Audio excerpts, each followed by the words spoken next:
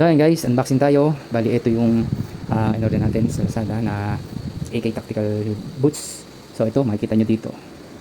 Ayan, ganyan siyang quality. Yan yung kanyang pinaka texture ng kanyang mesh. Then ito, sa likod is made in polyurethane, parang plastic, pero breathable siya. And ewan ko kung waterproof lang. Tapos may naka-imbush siya na AK. Same siya ng 511 plus. Yun. Ang nagkaiba lang, may tatak lang siya dito 511 plus tsaka dito, and then dito sa may rubber sole siya wala, pero same na same din lang yung tsura niya. And ang tela niya is pure genuine leather, and na cowhide ang ginamit dyan. And then yung stitches niya, yan po, meron lang siyang konting ano ng kanyang dikit, pero hindi naman siya sagabal dun sa ano, di nalinis, pero pag nalinis natin yan, okay na rin. So makikita nyo yan di sa camera natin, ganong kalinaw na ating camera.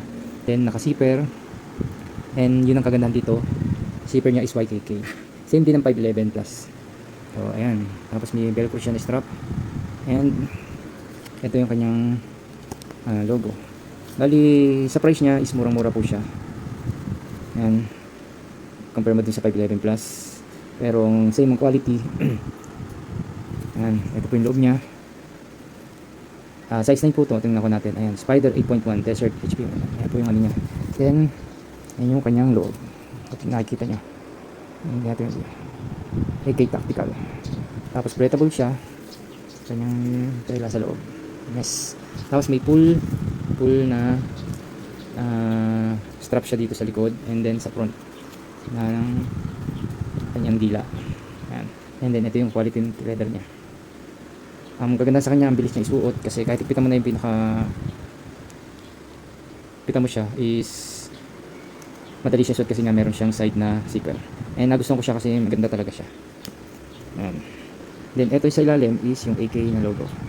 Ang medyo ano ko lang dito, matigas naman yung mga outside ano niya. Dito lang sa gitna ang flexible, siguro pang ano. Pero quality rin.